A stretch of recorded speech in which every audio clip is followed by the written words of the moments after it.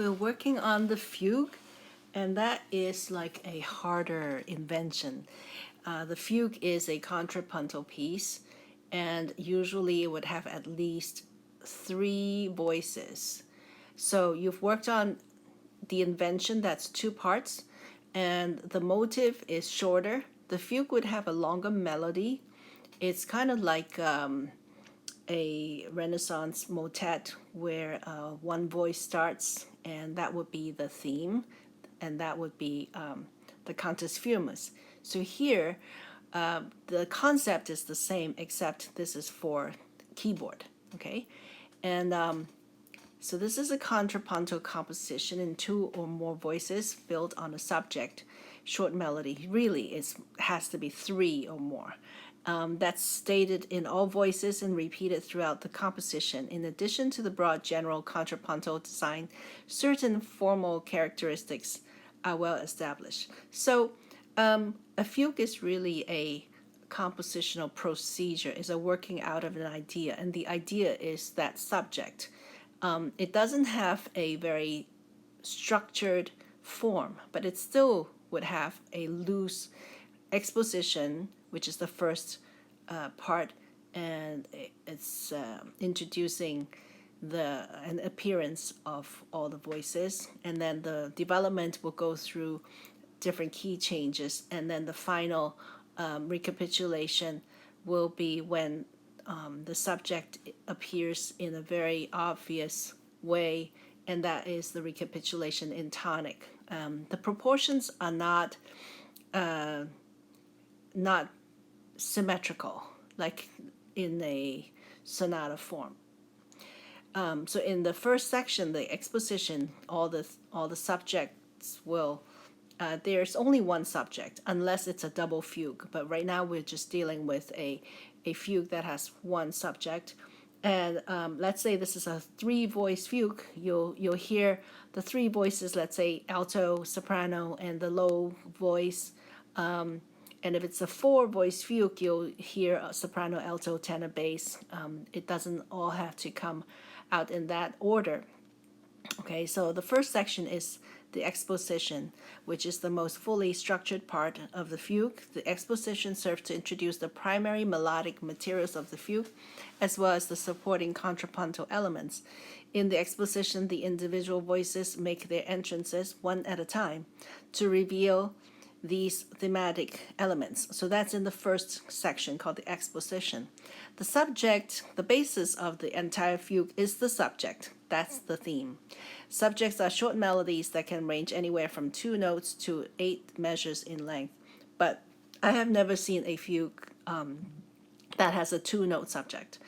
But most subjects are 1 to 3 measures long. The fugue opens with the subject alone, so it's by itself, okay? Sometimes the fugue subject can have different parts, but it's still the same subject. You could have the subject part 1, part 2. And the answer is going to sound very similar to the subject.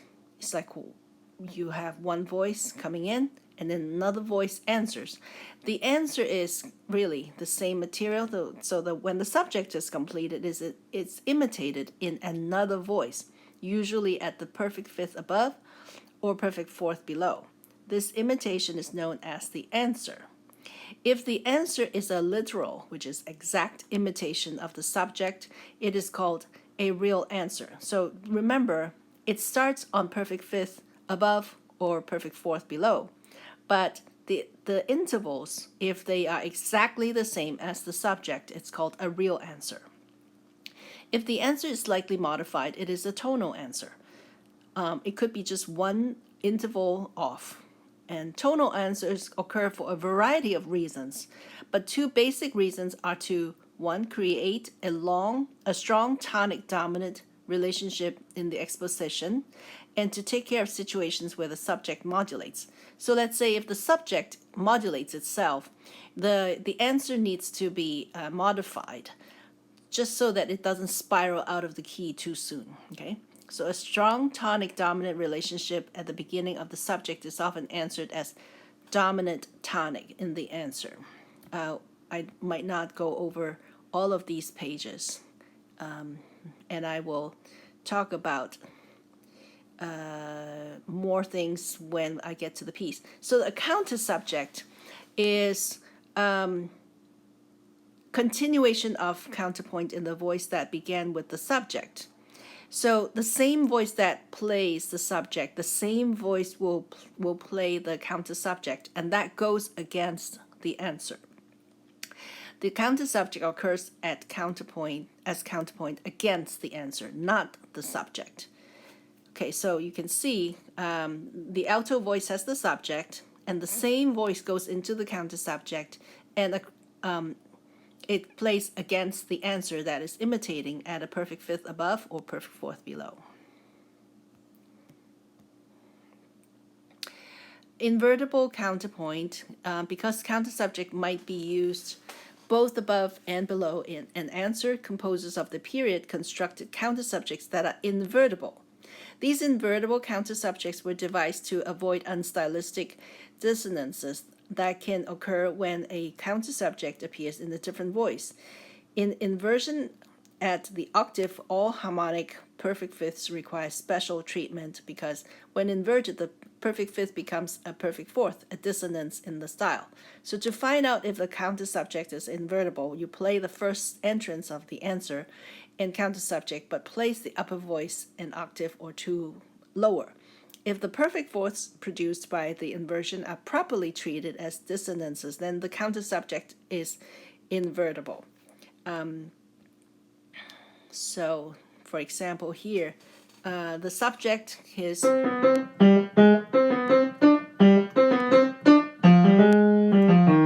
the counter subject is.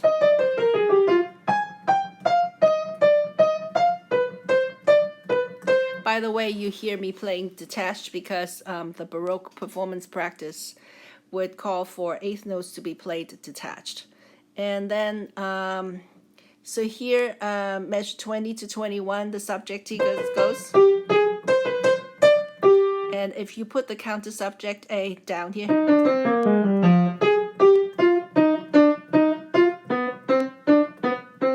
and so you can actually put the same counter subject and put it on top or below.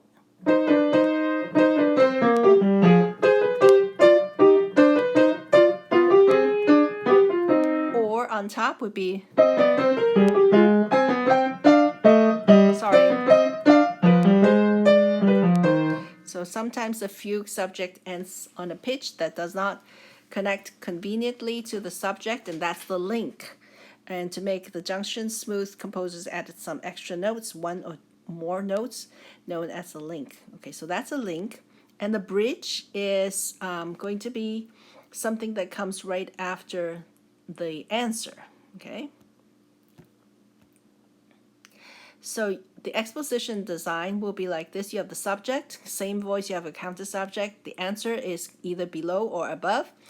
And then you have a free material or you have a link, and then you have the subject again, and that's how it would look. Okay.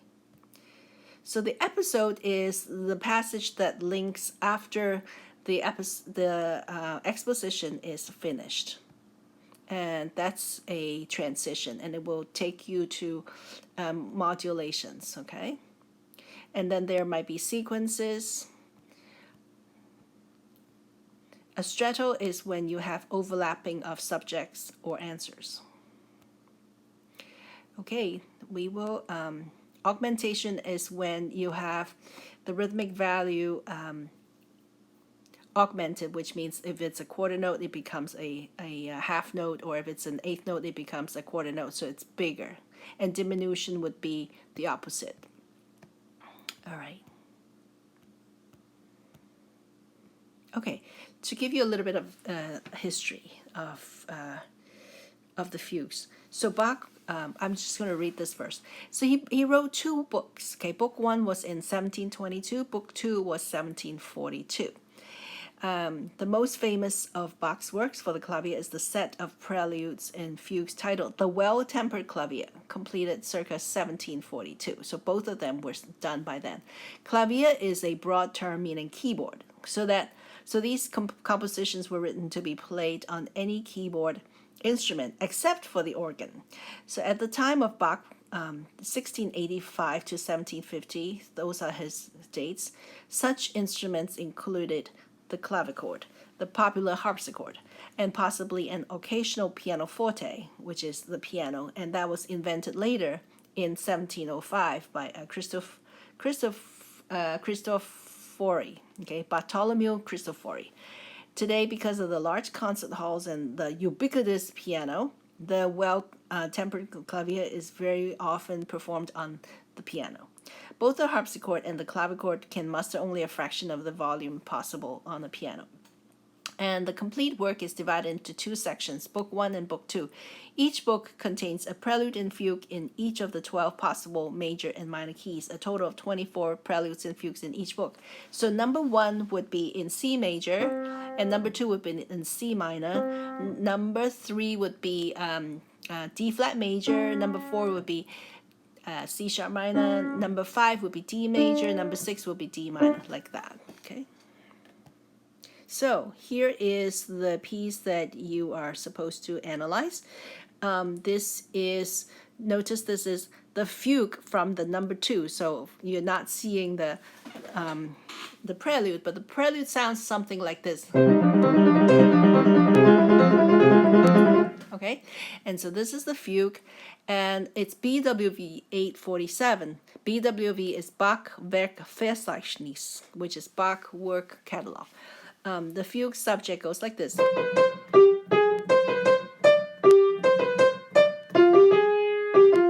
Basically, this is what you're supposed to analyze, and I don't mind as you are going through this to do some screenshots, copy, whatever, and I just want you to learn via osmosis. So exposition.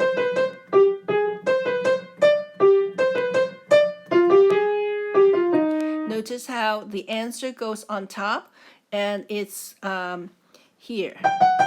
Okay, so from C above, perfect fifth above is the that's the answer.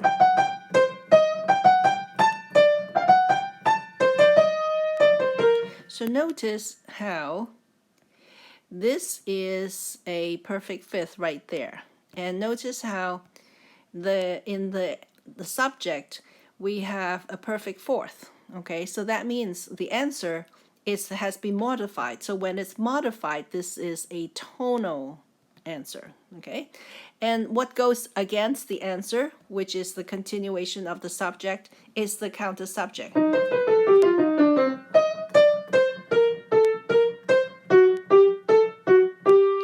So measure 3 sounds like this.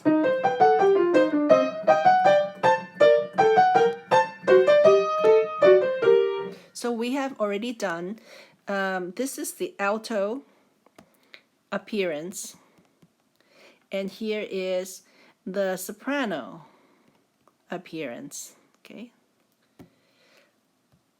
All right, so then after that, in measure 5, that's the bridge between the answer and the next entrance of the subject, and it has some sequences. Sequences are melodic and rhythmic motives or melody repeated each time starting on a different note, and the result would be modulations. Okay, so under the bridge, under the umbrella of this bridge, it has sequences.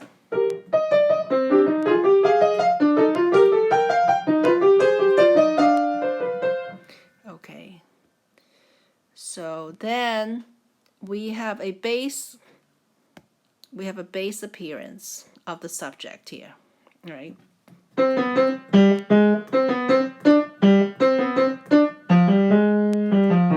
And measure 7 sounds like this.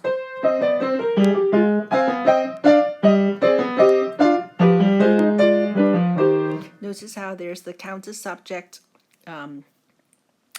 B and A. Okay, so what's A? A would be it has 16th notes and it continues to the 8th notes, and the counter subject B is only the 8th notes. Okay, then that's the end of the exposition. So you know that there are only 3 voices. Okay, so the episodes and entries will come in, and now there's the episode, and it involves some sequences, right? So measure 9.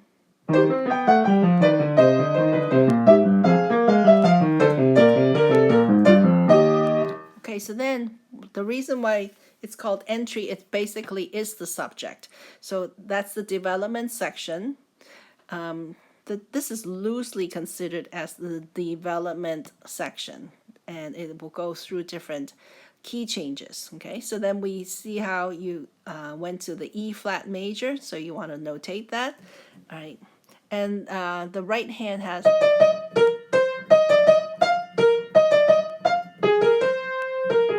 So now it's not minor anymore. It's the relative major of C minor, which is E flat major. And then you notice how you have the counter subject and the alto, and you have this you have the sequences and the counter subject A.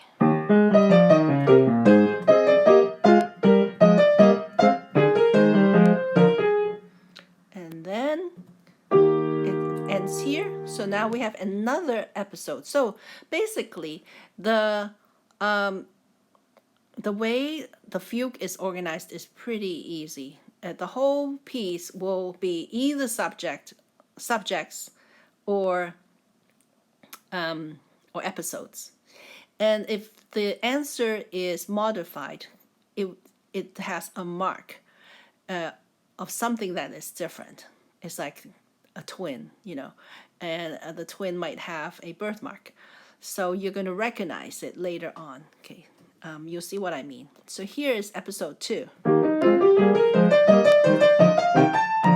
And then segment 2. Okay, so then here is your, the alto has the measure 15. Notice how you have that perfect fifth, so you know that this is the answer entry instead of the subject entry. Okay, so right there, 15. And then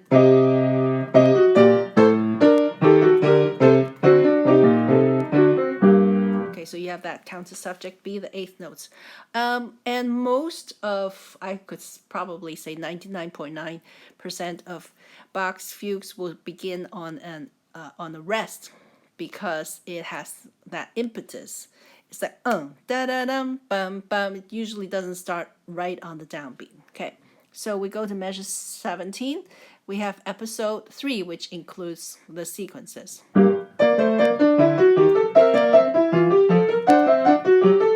Keep going. Okay. Here. Then we have an entry 3 here. Right there, that's your subject, okay? So measure 20.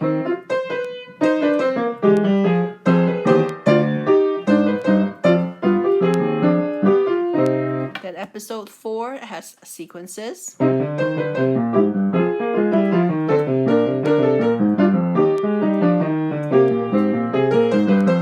And we have some free material. Okay, next page. Okay, and we have some sequences, some free material. Then do you notice how the subject goes into the same key in tonic? Then that's where you have loosely the recapitulation, and that's your entry 4. Sorry. Okay,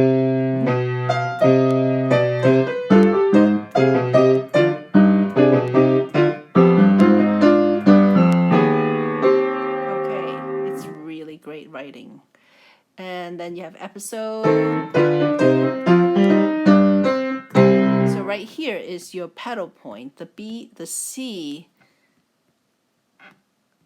pedal point right there. It's beautiful. It's wonderful. And then we have the entry 5.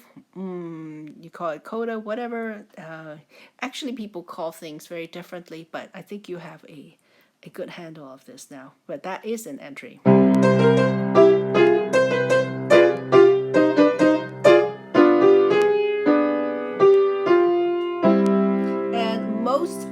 is minor key fugues end on the Picardy third, which is major. Okay, so that's the Picardy third, which is minor key ending in major. That's the Picardy third. Sorry, I'm writing this in a messy way, but I think you get the drift. Okay, enjoy.